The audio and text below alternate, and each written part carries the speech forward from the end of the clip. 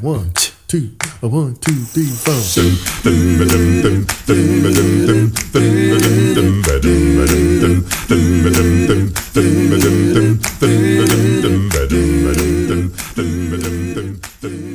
Well, I think it is always making time for yourself is a little bit of what Kaizen's about then, right?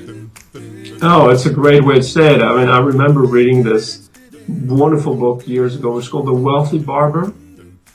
Wonderful. This is the book that inspired me to write The Gold Mine, actually. It's a short novel about personal finances.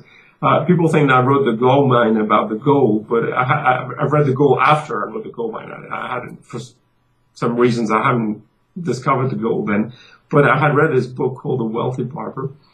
It's all about how do you save when you're self-employed, which is a difficult problem.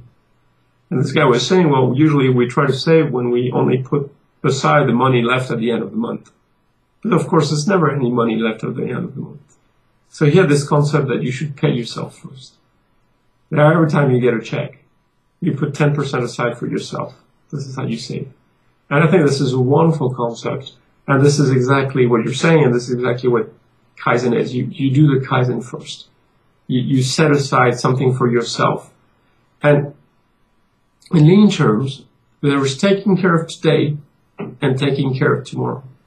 And this is what Kaizen does. You need to take care of today because if not, you won't have it tomorrow. But you need to take care of tomorrow because if not, today doesn't make any sense. So Kaizen, we make today better because it opens doors about tomorrow. It sounds kind of selfish. Is it? Define selfish. Oh, doing something for yourself first. You always think about giving, you know. I think that's the way it works. I think remember, it's a thing of teamwork. It's selfish, but it's not against other people. Basically, Kaizen teaches you three things, essentially. One is autonomy in solving your problems. Selfish. Two is forming your own vision of where you want to take your job or your department, which is about other people as well. This has some element of leadership. And three is, in order to achieve these two things, building relationships because Kaizen improvement only happens within a relationship. So you are working for yourself by working for other people, by making again, how do you succeed? You succeed when you're better with your customers and better with your suppliers, but you succeed, but everybody succeeds. For instance, one of the people I work with is a guy who works in a hospital.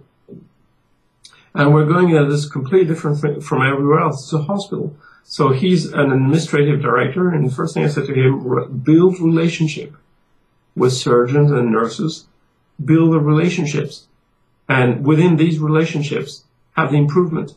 And use improvement opportunities to deepen the relationship. So of course it's selfish. He's doing very well. In his hospital, there's an opposition between the administrative staff and the medical staff. They all hate each other. And this guy's walking on water because he has friends everywhere. He can talk to surgeons and talk to nurses and talk, because he's carefully nurtured these relationships by taking them and solving one problem at a time with them. And of course, when you solve real difficult problems with somebody, you have trust. You have a deeper relationship. When you've done this repeatedly, you're very comfortable with them. So yeah, absolutely, it's selfish. It's very selfish. It's selfish in a strange way.